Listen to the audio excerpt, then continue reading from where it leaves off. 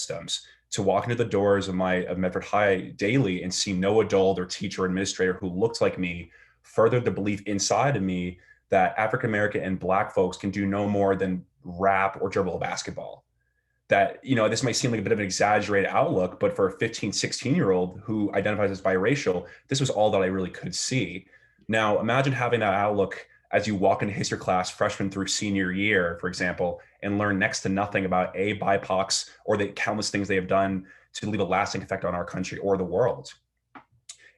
Any moment where there was an African American, for my own experience, from an African American or Black person's, a poet, or an author, a musician, film producer,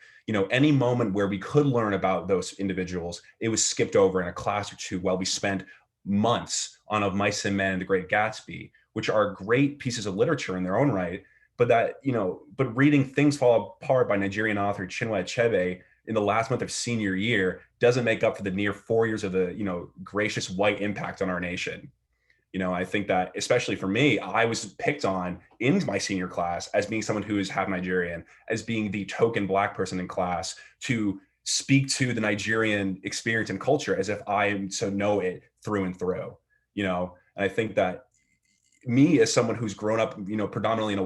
a white neighborhood before I moved to Medford, and with a white parent, I really just, lived into my whiteness because it seemed easier than to try to identify with the teachers who didn't look like me, right? So I just tried to operate and act as if someone I was not. And so for students who don't get that luxury, or that, devoid luxury of operating a different way than they may be, it really, again, can be extremely harmful, because you look at someone who you're supposed to look up to, who's supposed to be teaching you, educating you, leading you to the next phase of your life, and they don't understand every aspect of you because they can't. Thank you so much, Aaron.